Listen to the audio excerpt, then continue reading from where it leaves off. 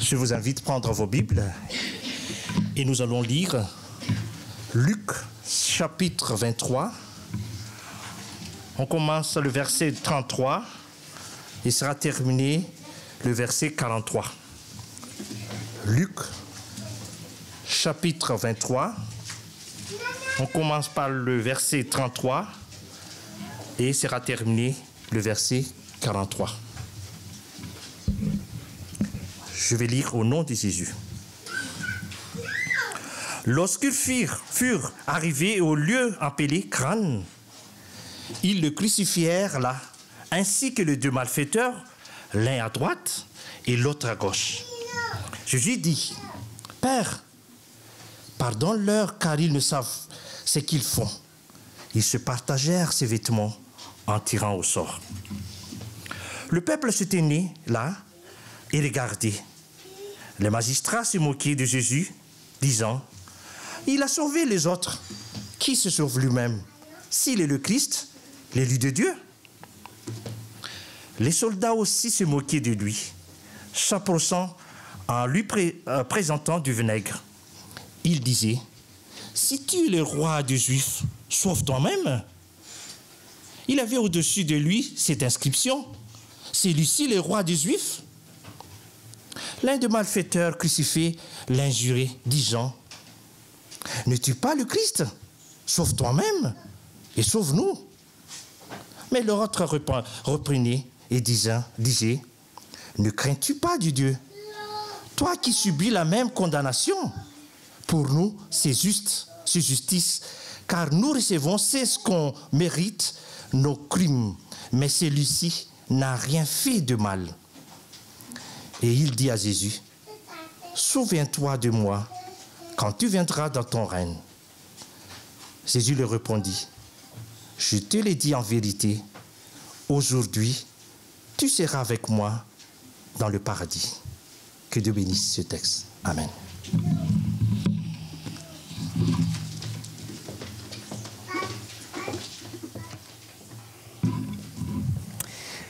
À ceux que je n'ai pas encore salués, je vous salue. Bonjour, j'espère que vous allez bien. Avant de commencer le message, je voudrais présenter deux personnes qui sont venues avec moi ce matin. Vous connaissez déjà Céline, qui est venue avec moi aussi. Mais il y en a deux qui ne sont pas encore venus jusque-là. Alors je vais vous demander de vous lever, si vous voulez bien. Alors ce sont mes deux filles. Alors ne vous y trompez pas, la plus grande c'est la plus jeune et la plus petite c'est la plus âgée. Voilà, donc Dorine, la plus âgée, et Louane, la plus jeune. Voilà, ce sont mes deux filles, pour ceux qui ne les connaissaient pas. Merci beaucoup. Voilà. Merci Bering d'avoir lu ce texte. J'ai pu aller à Jérusalem, et j'ai pu aller au lieu du crâne. Vous savez, on présente souvent le lieu de la crucifixion sur une colline. Vous avez déjà vu ces images, ces représentations où on voit une colline et trois croix dessus. La colline se trouve être au-dessus de Jérusalem, assez loin de la ville. Mais en fait, quand on était à Jérusalem, le guide qui était le nôtre nous a dit que les Romains ne faisaient jamais ça. Jamais. Aller placer des croix là-bas, sur une colline, loin de tout, jamais. Les crucifiés étaient placés au bord des routes pour que tout le monde puisse les voir. Il y a une deuxième chose, c'est que les croix n'étaient jamais des grands bouts de bois comme ça, au sommet duquel se trouvait le crucifié. Jamais. Les croix romaines étaient faites de telle sorte à ce que le crucifié puisse croiser le regard des passants, c'est-à-dire regard dans regard. Si toi, Michel, tu étais un passant et que j'étais crucifié, tu veux bien te lever, il fallait que ton regard soit au niveau du mien, oui. Ou plutôt que mon regard soit au niveau du tien. Comme ça, tu pouvais à loisir m'insulter. C'est confirmé, ça? C'est confirmé. Ah bon? C'est confirmé. Merci beaucoup. Oui, je ne vous raconterai pas d'histoire quand même, hein. C'est confirmé. Tout ça pour dire, Jésus est là, au bord d'une route, les passants sont là, et le texte le dit bien, Luc le dit bien, si vous regardez bien, au verset 35, Le peuple se tenait là, regardait, les magistrats se moquaient de lui, les soldats, verset 36, se moquaient de lui, s'approchant et lui présentant du vinaigre. Il y a une scène terrible qui est là, parce que l'homme qui se trouve entre ces deux brigands, qui ont entre parenthèses du sang sur les mains, probablement des terroristes, des zélotes, on pense. Souvenez-vous, celui que Pilate a donné aux Juifs à choisir entre Jésus et lui, l'autre c'était Barabbas. Barabbas était un zélote. Barabbas était considéré par les Romains comme un criminel. Barabbas avait du sang sur les mains. Barabbas a été relâché à la place de Jésus. On a pris l'innocent et on l'a mis à la place d'un coupable, déjà là. C'est ce qui se passait. Et Jésus est là, entre ces deux criminels, et Jésus subit les insultes de la foule. Jésus entend dire, et ça c'est quelque chose de terrible parce que Jésus a le pouvoir de descendre de sa croix, il entend le peuple qui se moque et les magistrats et qui disent il a sauvé les autres, qu'il se sauve lui-même s'il est le Christ. Ça veut dire que tous les gens qui sont là, devant cette croix, savent exactement qu'il a sauvé les autres. Mais qu'est-ce qu'il fait sur cette croix s'il a sauvé les autres? Qu'est-ce qu'il fait sur cette croix s'il a nourri les 5000 personnes? Les 5000 hommes, sans parler des femmes et des enfants. Qu'est-ce qu'il fait sur cette croix s'il a ressuscité Lazare? Qu'est-ce qu'il fait sur cette croix s'il a délivré les 10 lépreux de leur maladie terrible? Mais qu'est-ce qu'il fait donc sur cette croix s'il a accompagné Marie-Madeleine qui était possédée de 7 démons et s'il a eu la patience, l'amour nécessaire pour l'aider à sortir de ce pas terrible dans lequel elle était? Qu'est-ce que Jésus fait là, à cette croix? Vous pouvez me dire, qu'est-ce qu'il a à faire à cette croix entre un criminel et un autre criminel? Mais lui n'a rien fait. On se retrouve devant quelque chose de terrible. Parce que, en plus de cela, moi j'ai les paroles en rouge dans ma Bible. Je ne sais pas si certains d'entre vous ont les paroles de Jésus en rouge. On les voit, elles ressortent du texte. Et il y a une parole, une phrase qui ressort de ce texte. Cette phrase est au verset 34. Jésus va dire, devant tout cela, avec toute cette injustice, il va s'adresser à son Père. Et il va dire, Père, pardonne-leur, car ils ne savent ce qu'ils font.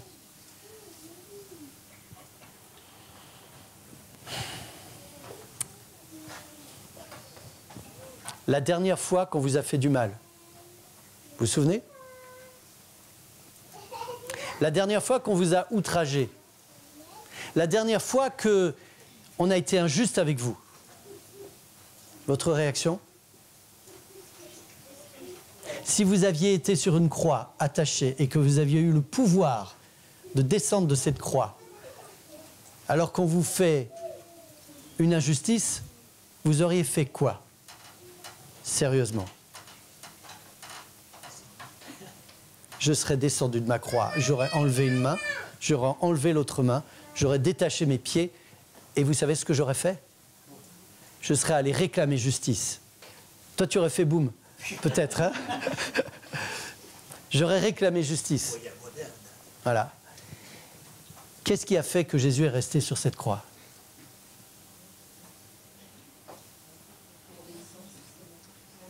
L'obéissance? Je ne crois pas à l'obéissance. L'amour. L'amour. Entre autres, l'amour pour celui qui est là et celui qui est là. Et tous ceux qui sont là en train de l'insulter.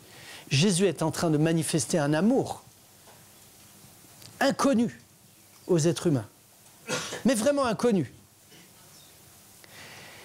À tel point que l'un des deux malfaiteurs qui est là entend ça. Et tout à l'heure à l'école du sabbat, tu as dit quelque chose, Carole. Tu as dit, les autres nous servent de miroir. C'est exactement ce qui se passe. Ce malfaiteur se voit dans Jésus. Il voit l'amour de Jésus Il voit la pureté de cet homme qui est là sur cette croix à côté de lui. Et il se voit lui. Et il est sale. Il se rend compte que l'homme qu'il aurait dû être n'est pas là.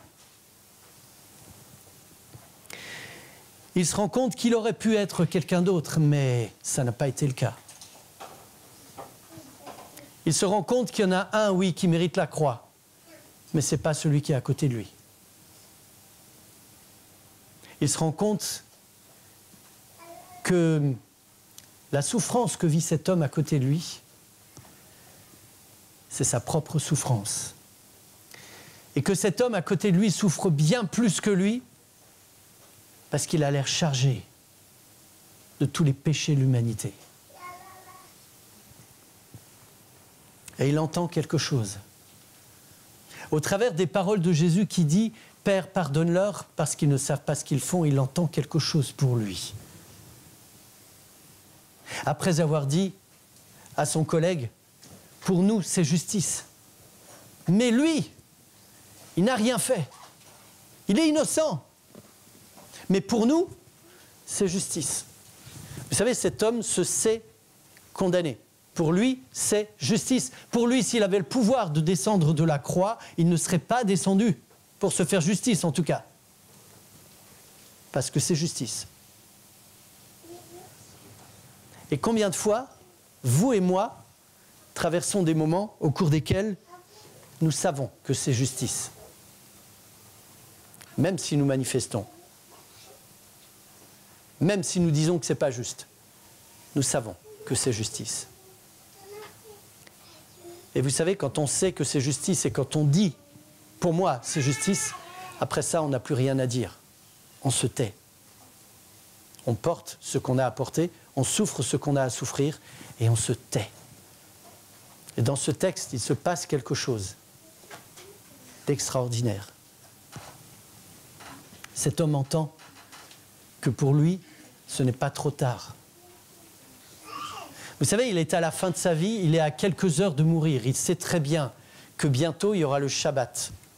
Le Shabbat qui va commencer au coucher du soleil. Il sait très bien qu'on va les achever avant le Shabbat pour qu'on puisse les ensevelir avant le début du Shabbat. Il le sait. Et il sait très bien comment ça va se passer. Vous savez, les crucifiés, je pense que tout le monde le sait ici, les crucifiés ne mouraient pas de la croix. Ils ne mouraient pas des clous dans les mains et dans les pieds. Ils ne mouraient pas de ça. Ils mouraient d'étouffement. Parce que quand on est attaché comme ça à une croix, on ne peut pas respirer. Alors pour respirer, on pousse sur ses pieds, donc sur le clou, et on inspire. Et puis on expire. Et on repousse sur le clou. Et ça pouvait durer des jours comme ça, des jours d'agonie. En fait, les crucifiés mouraient d'étouffement. Parce qu'au bout d'un moment, on n'a plus la force pour pousser sur ses pieds. Et ça fait tellement mal qu'on arrête de pousser. Et on rend littéralement le souffle. Et ce condamné sait que bientôt c'est le Shabbat. Donc il a quelques heures à vivre. Il sait comment ils vont les achever. Pour pouvoir les empêcher de respirer, on prend une masse, une grosse masse, et on brise leurs genoux. On cogne un grand coup sur les genoux, là, d'un côté, et si ça ne suffit pas, de l'autre côté. Et comme ça, les condamnés ne peuvent plus pousser pour respirer, et ils meurent étouffés. Cet homme sait ça. Il est là, à côté de Jésus, et il voit l'amour. Il voit l'amour de Jésus. Et il entend que ce n'est pas trop tard pour lui. Je voudrais vous raconter une histoire d'un homme, l'histoire de la première personne que le Seigneur m'a permis de baptiser, la première. Cet homme s'appelle Dominique. Dominique était en train de faire de l'autostop un soir que je rentrais chez moi. Il était tard, il faisait nuit, on était au mois de novembre, il tombait des cordes. Et il était là sur un îlot d'un carrefour. Moi, j'étais au feu, j'avais un camion à ma droite. Si je voulais prendre ce gars dans ma voiture, il fallait que je démarre plus vite que le camion, en 2 chevaux, il faut le faire, que je fasse une queue de poisson au camion et que je monte sur l'îlot pour pouvoir le prendre. Ce que j'ai fait. Il a ouvert la porte de ma voiture. Il m'a demandé si j'allais à l'endroit où il allait. J'ai dit oui, monte. Et il m'a fait un grand sourire. Je me souviendrai toujours de son sourire parce qu'il n'avait plus qu'une dent dans la bouche. Devant, là. 30 ans. Cet homme vivait dans un hangar au mois de novembre, sans sanitaire, sans douche, sans chauffage. Drogué, alcoolisé, cet homme était au bout du rouleau. Ça m'a touché d'entendre ça. Alors je lui ai proposé de venir chez moi. Je lui ai dit, écoute, si tu veux dormir au chaud, prendre un repas chaud, tu es le bienvenu. Il m'a d'abord pris pour un homosexuel qui voulait profiter de lui. Et il a rapidement compris que ce n'était pas le cas. Donc il est venu chez moi ce soir-là. Il a pu se laver. Il a pu se sécher. On a pu manger un repas chaud. Je ne fais pas de la grande cuisine, je vous rassure. Mais il a pu manger chaud et il a pu dormir au sec et au chaud. Mais ce soir-là, on a parlé de l'amour de Dieu ensemble.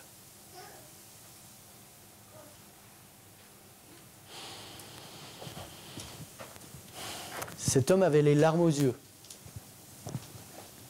Il était comme ce malfaiteur sur la croix qui pensait que sa vie était finie, qui n'avait plus de chance.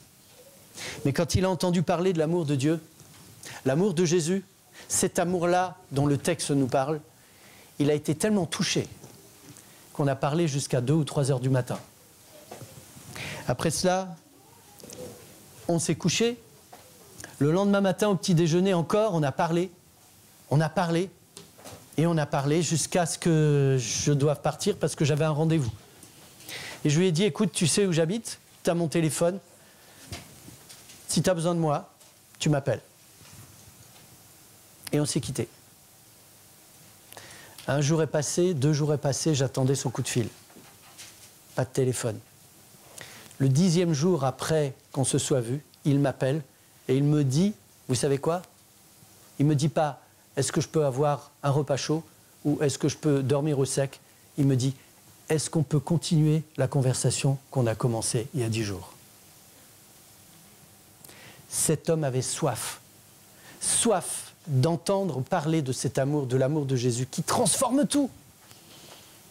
Cet homme, je l'ai revu et on s'est vu régulièrement. On a étudié la parole de Dieu et il a découvert l'amour de Jésus pour lui. En quelques mois, cet homme a retrouvé un logement, un travail, des dents, c'est important. Cet homme a pu retrouver aussi ses 2 filles que sa femme ne voulait plus qu'il voie parce qu'elle considérait qu'il était un danger pour ses enfants. Et cet homme a fini par donner sa vie au Seigneur. Il s'est fait baptiser. Cet homme pensait que sa vie était finie, terminée. Et vous savez, parfois, nous sommes aussi un petit peu là-dedans. Peut-être pas aussi désespérés. Mais il nous arrive parfois de regarder notre vie et de nous dire « je ne vais pas m'en sortir » ou « ça ne va pas marcher ». Je ne vais pas y arriver. C'est la fin. Et vous savez, comme ça, on a des petites morts dans nos vies. Et ces petites morts ne sont que le reflet de la véritable mort. Et parfois, notre vie est jalonnée de ces petites morts qui sont là et qui nous empêchent littéralement de vivre. Et cet homme est à côté de Jésus. Et il dit, je voudrais reprendre le texte avec vous. Au verset 39, l'un des malfaiteurs crucifiés l'injuriait, disant, n'es-tu pas le Christ? Sauve-toi toi-même et sauve-nous. Et je me suis longtemps dit, mais pourquoi Luc nous dit qu'il l'injurie? Ça n'a rien d'une injure, ça. Et je suis allé voir dans le grec, dans l'original grec. Injurier, vous allez tout de suite comprendre, c'est la traduction d'un mot grec qui est le mot blasphéméo. Ça vous dit quelque chose? Blasphémer. Et blasphémer vient de 2 mots. L'un qui dit faire mal, c'est le mot blapto, et l'autre qui est le mot phémé, qui parle de bruit, de renommée, de rumeur. Donc c'est émettre le bruit en faisant mal à quelqu'un. Comment cet homme fait mal à Jésus quand il lui dit « Sauve-toi et sauve-nous ». Vous pourriez me dire? C'est ça l'injure. C'est ça l'injure. Si tu es le Fils de Dieu, alors sauve-toi et sauve-nous. En quoi est-ce une injure pour Jésus? En quoi fait-il mal à Jésus? Vous voulez que je vous dise? Nous avons là aujourd'hui un cadeau, le symbole d'un cadeau extraordinaire. Le Seigneur donne sa vie pour nous. Et quelqu'un vient lui dire « Arrête ça. Je ne veux pas de ton cadeau. » Jésus est en train de tout donner. Il se donne complètement.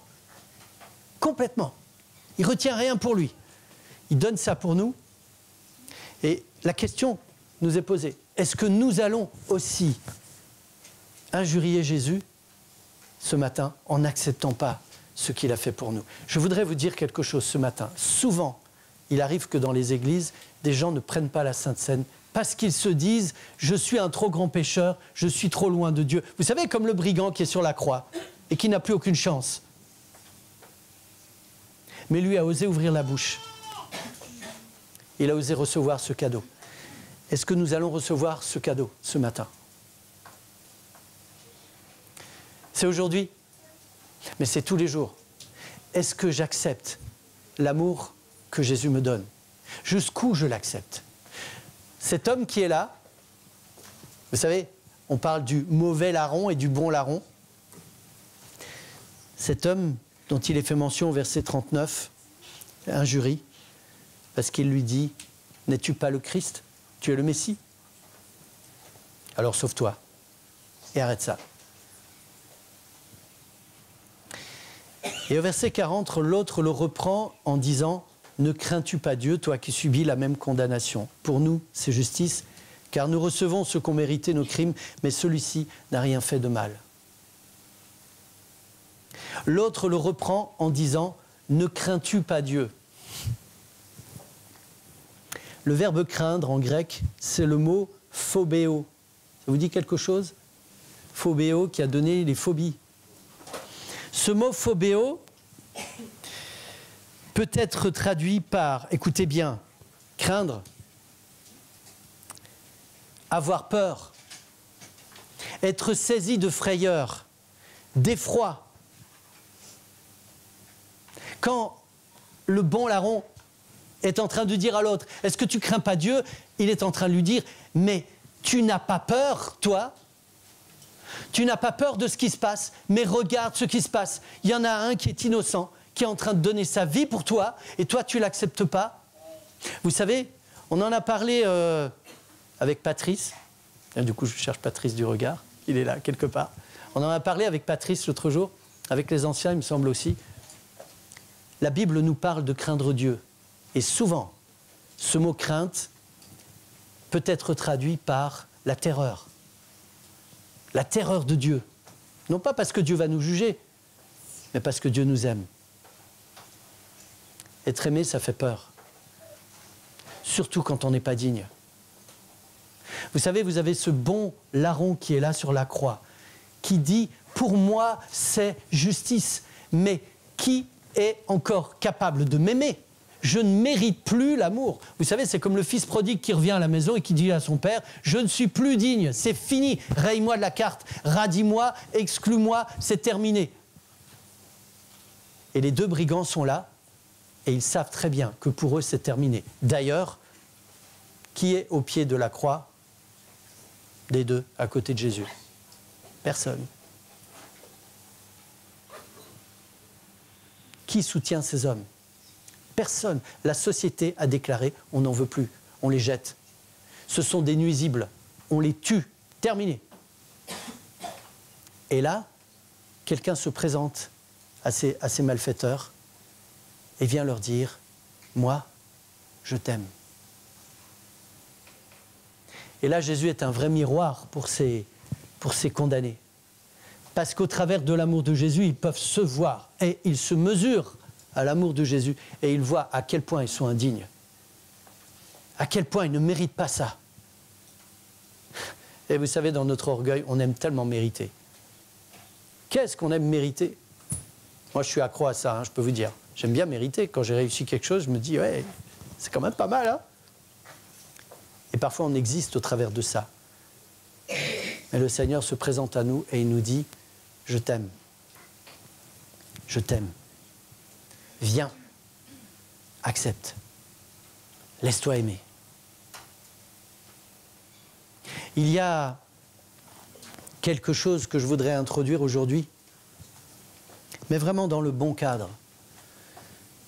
On pense souvent qu'il faut être baptisé pour profiter de la Sainte Seine. Rien ne nous dit que les disciples de Jésus étaient tous baptisés. Rien. Absolument rien. Et puis il y a eu Dorine. Tu veux bien me rejoindre, Dorine? Finalement, je vais réussir à te faire venir devant.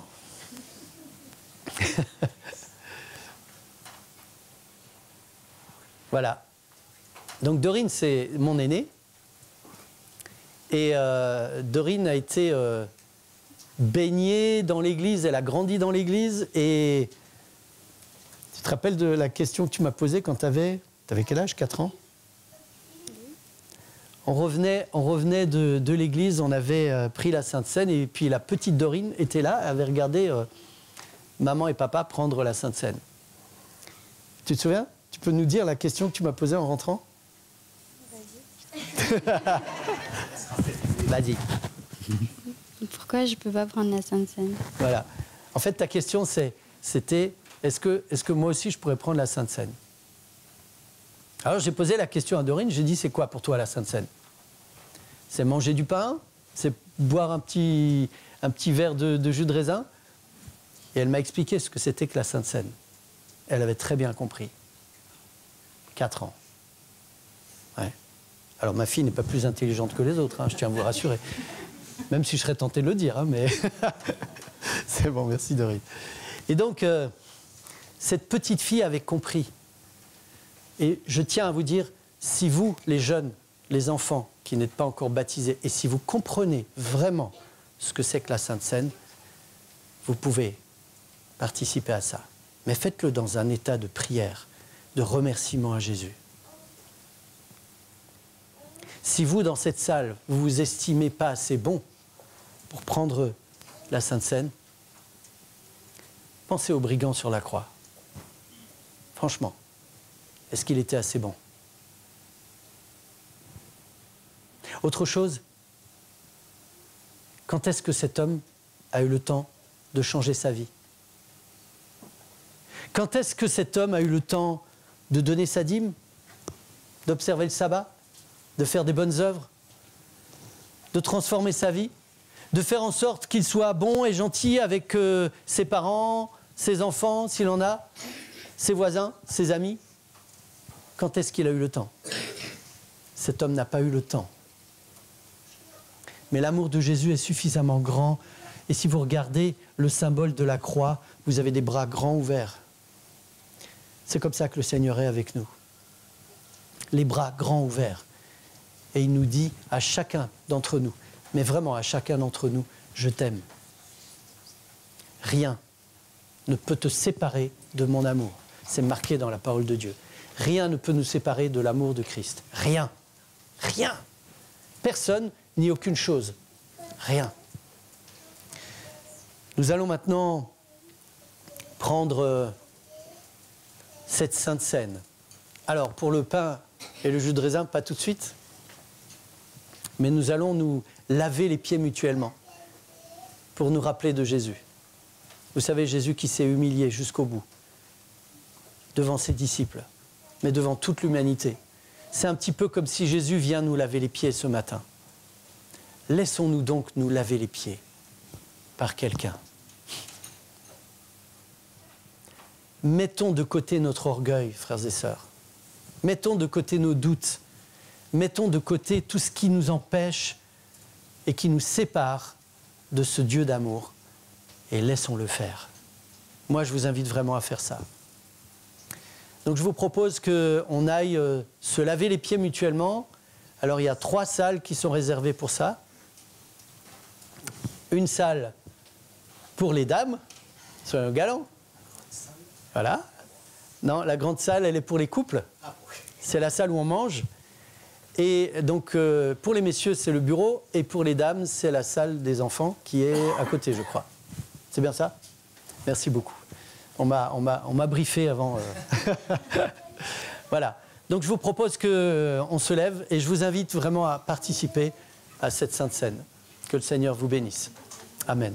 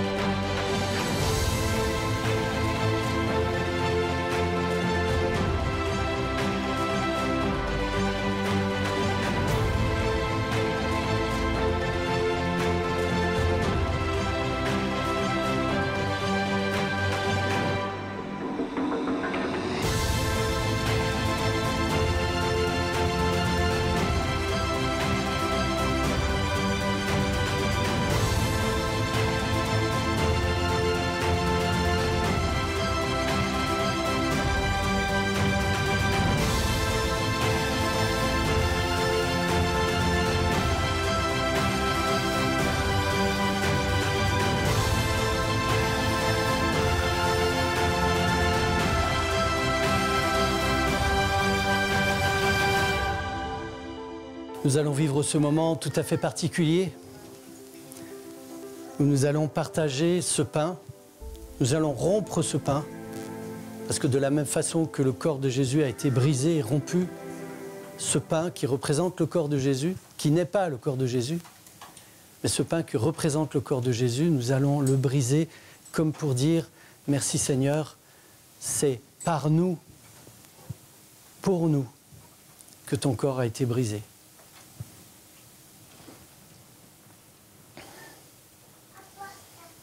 Le texte selon Jean chapitre 6, à partir du verset 48. Je suis le pain de vie. Vos pères ont mangé la manne dans le désert et ils sont morts. C'est ici le pain qui descend du ciel, afin que celui qui en mange ne meure point. Je suis le pain vivant qui est descendu du ciel. Si quelqu'un mange de ce pain, il vivra éternellement. Et le pain que je donnerai, c'est ma chair que je donnerai pour la vie du monde. Nous allons avec Jean-Marc à procéder à briser ce petit pain. Et en attendant, je vous invite à réfléchir, à penser à cette invitation que nous fait Jésus-Christ, de manger sa chair, de faire partie de ce qu'il a fait pour nous ce jour-là.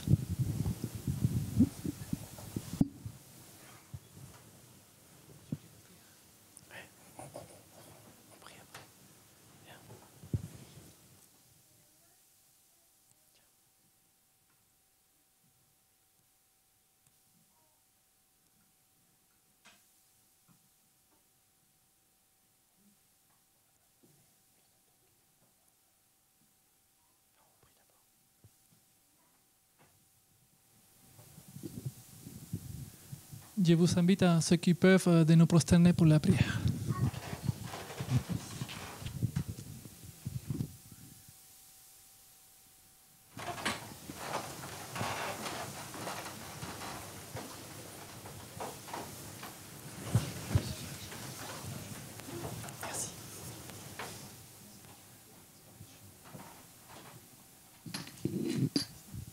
Pour ceux qui participent, je vous invite à rester debout.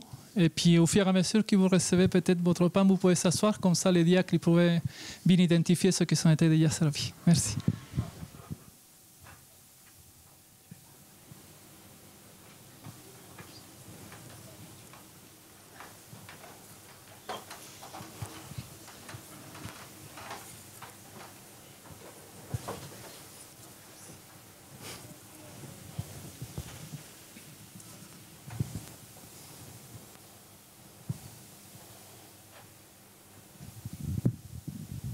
Je vous invite à partager ce pain. Jésus-Christ, quand il était en face de ses disciples, il a brisé le pain, il a partagé, il les a invités à manger tous ensemble.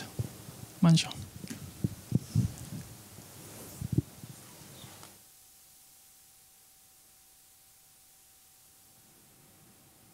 Amen. De même, après avoir soupé, il prit la coupe et dit: cette coupe est la nouvelle alliance en mon sang. Faites ceci en mémoire de moi, toutes les fois que vous en boirez. Car toutes les fois que vous mangez ce pain et que vous buvez cette coupe, vous annoncez la mort du Seigneur jusqu'à ce qu'il vienne. Alors Jésus va bientôt revenir. Cette coupe, c'est vraiment le symbole de la nouvelle alliance en Jésus, qui est en fait l'alliance éternelle de Dieu avec nous. C'est un engagement que Dieu a pris par amour pour nous racheter, pour nous sauver. Et en prenant cette coupe, nous disons au Seigneur: oui Seigneur, je veux de ton alliance, je souscris à ton alliance. Merci de me la rappeler. Merci parce qu'elle est vivante. Alors je vous invite à prier ensemble. Que ceux qui peuvent, je vous invite à vous mettre à genoux.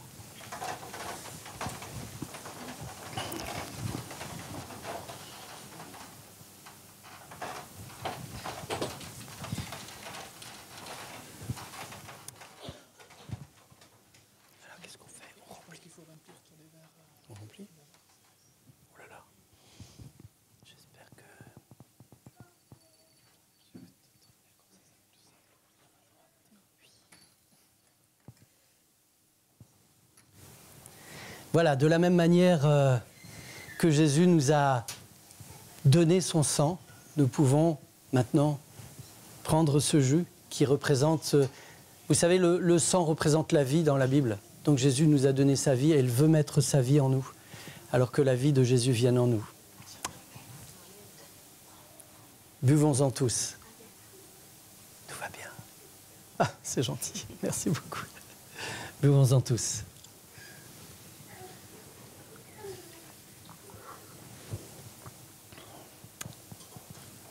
Amen.